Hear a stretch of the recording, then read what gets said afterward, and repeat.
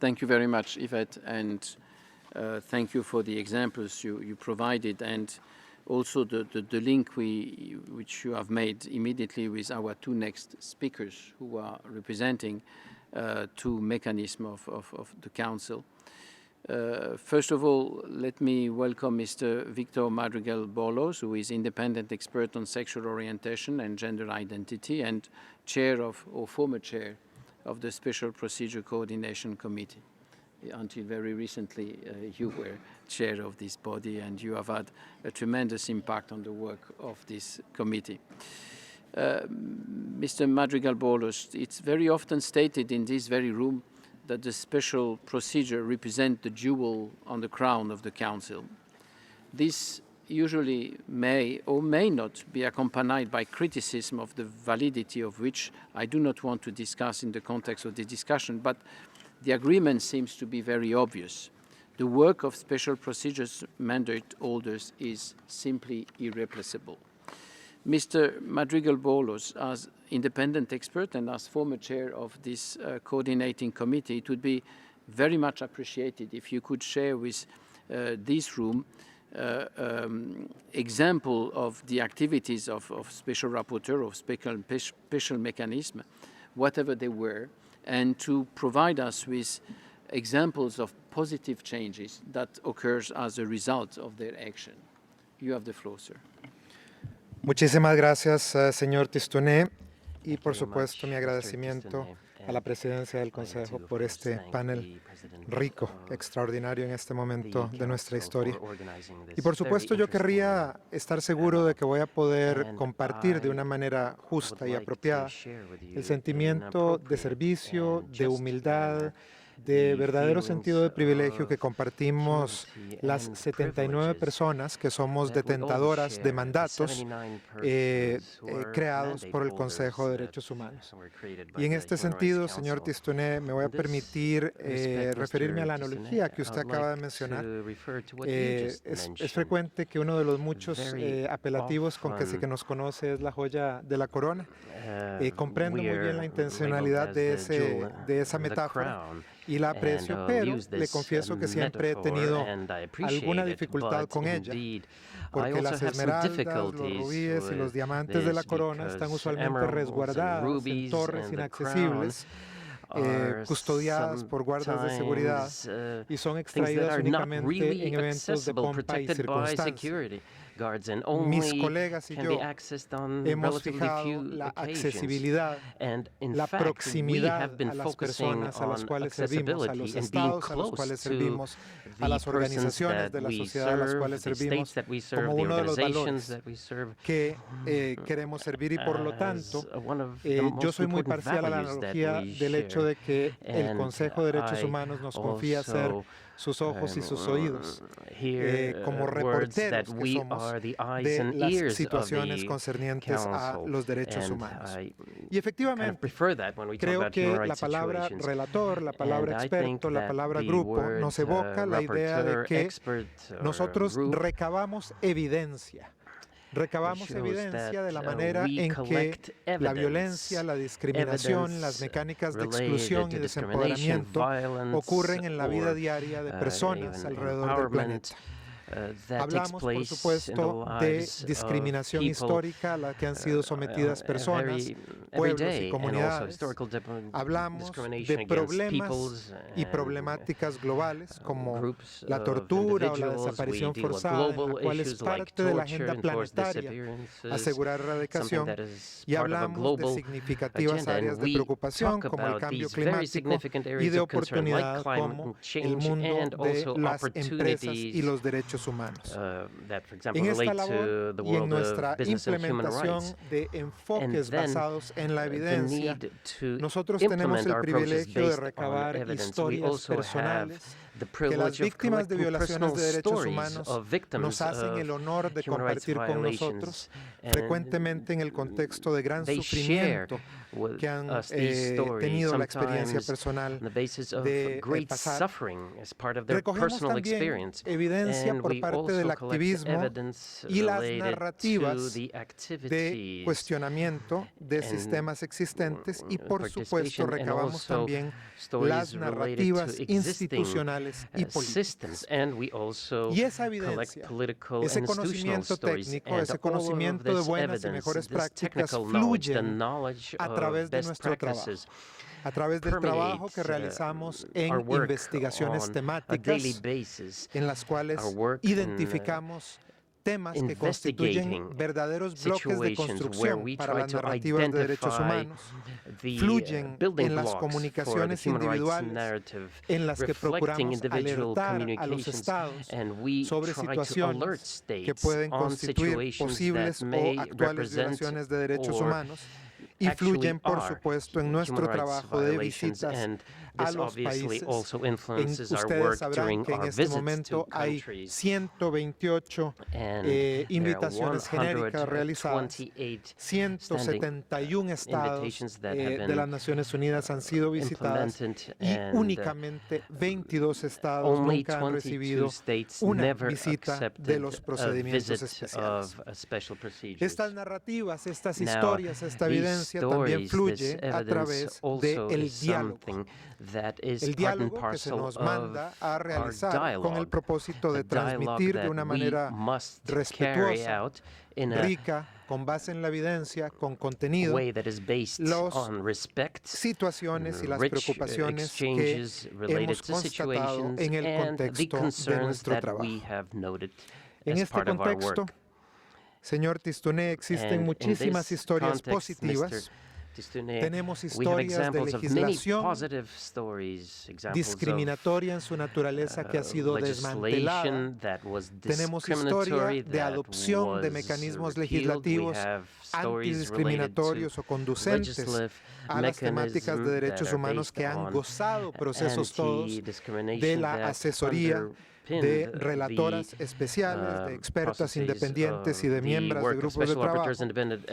Tenemos también la adopción de políticas públicas inclusivas, protocolos en materia de constatación forense de violaciones de derechos humanos, de desaparición forzada, de ejecución extrajudicial, que han contado con el apoyo de los respectivos relatores especiales y planes nacionales de acción, en los cuales, si tenemos la oportunidad, siempre vamos a ofrecer la asistencia técnica para asegurar que temáticas y preocupaciones sean consideradas de una manera comprensiva. Y, por supuesto, iniciativas de apoyo y acceso a la justicia, en las cuales, de manera independiente, los órganos de justicia nacional, regional y global emiten decisiones fundamentales con relación a la temática de derechos humanos. Descubrimos en este trabajo de cuestionamiento y encuesta temática, descubrimos otras vetas. Hemos descubierto la importancia de los enfoques interseccionales en nuestro trabajo, pues no existe ninguna persona con experiencias únicas de violencia y de discriminación que no vea que esas experiencias se generan de una multiplicidad de identidades a las cuales, bajo las cuales se identifican las personas. Y descubrimos vetas comunes, por ejemplo, con grandes preocupaciones planetarias como es el cambio climático. Y tengo el placer de reportarle, señor presidente, que la semana pasada, en la reunión de detentadores de mandato, la reunión anual, nuestro colega Ian Fry, el nuevo relator de cambio climático, fue uno de los más populares integrantes de la reunión, pues muchos de nosotros estábamos interesados en descubrir los puntos de intersección. Y, por supuesto, recalco que las entidades receptoras de nuestro trabajo son, por supuesto, el Consejo de Derechos Humanos, la Asamblea General, pero también ampliamente concebida toda la familia de las Naciones Unidas y, por supuesto, en la manifestación de sus tres pilares, igualmente fundamentales, igualmente sustentadores todos del equilibrio planetario y de la agenda global, el pilar de derechos humanos, el pilar de paz y seguridad y el pilar de desarrollo sustentable. Y llevando estas expresiones políticas a lo concreto, por supuesto, a través del nuevo sistema de coordinadores nacionales y residentes y los equipos de país de las Naciones Unidas. En este sentido, por supuesto, reconozco las diferentes vetas del trabajo de nuestros procedimientos especiales y reitero la importancia de que quienes tengan interés de comprender de una manera un poco más amplia la manera en que funcionan nuestros métodos de trabajo. Tienen muchas herramientas a su disposición, incluyendo un video que muy recientemente se ha develado, producido con el apoyo, por supuesto, siempre no solo de la Oficina de la Alta Comisionada, la Alta Comisionada misma, a la cual brindo homenaje, sino también los colegas de la Oficina de la Alta Comisionada y quienes brindan el apoyo brillante de Secretaría del Comité de Coordinación de los Procedimientos Especiales, así como los muchos informes que se han generado acerca de buenas prácticas y prevención, instrumentos todos sobre los cuales me place mucho recomendar la consulta para quienes quieran ver evidencia de esta buena práctica. Señor Presidente, señor Tistounet, excelencias, honorables participantes, mi última palabra, como siempre, es para las personas para las cuales el trabajo que todos juntos realizamos es fundamental. Las personas con experiencias únicas, terribles, de violencia y discriminación, las personas pertenecientes a comunidades y pueblos históricamente sometidas a discriminación, las víctimas y las potenciales víctimas que nos confían a todos el trabajo precioso, precioso como una joya, de hacer avanzar la agenda planetaria, de suerte tal que dejemos tras nosotros un mundo mejor. Muchas gracias.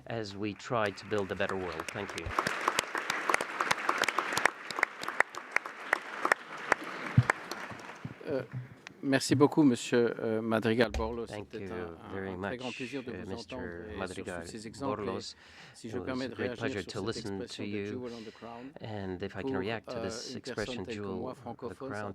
Now, for French-speaking people, this was always a big problem because there's another expression, cherry on the cake, and very often I confuse these expressions.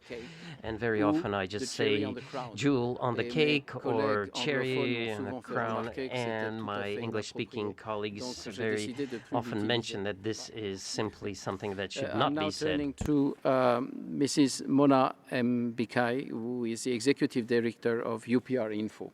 And she has been extremely involved in developing link with the office and stewarding this extremely important mechanism. Mrs. Mbikai, it is very often noted that the main difference between the Council and the former Commission on Human Rights lies in the UPR.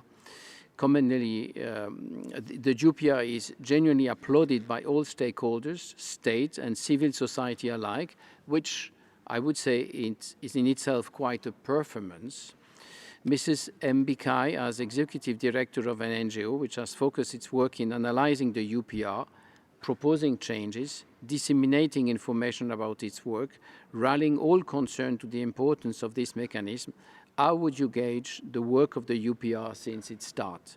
And in particular, would you mind explaining with specific examples in mind why this mechanism has acquired its credentials as a pillar of the Council architecture? And conversely, how would you see it evolved in the years to come? Mona, you have the floor. Thank you, Eric. Excellencies, ladies and gentlemen, dear colleagues, it's my pleasure to be with you today to speak about my passion, human rights, and my work on the UPR since numbers of years, not only as director of UPR Info, but also when I have worked in the field of implementation of the UPR recommendation. So the UPR is the participation of the 193 member states of the UN. It's also the coverage of a wide range of human rights issues on civil and political rights, economic, social, and cultural rights. It's more than 70 issues raised. It's the participation of civil society actors, of national human rights institutions, but it is more than 90,000 recommendations over the 3 cycles. But beyond numbers, let's speak about what has made the UPR, a successful mechanism of the Human Rights Council. And I believe it lies in the fact that, the UPR has put the people at the heart of its action. It's also the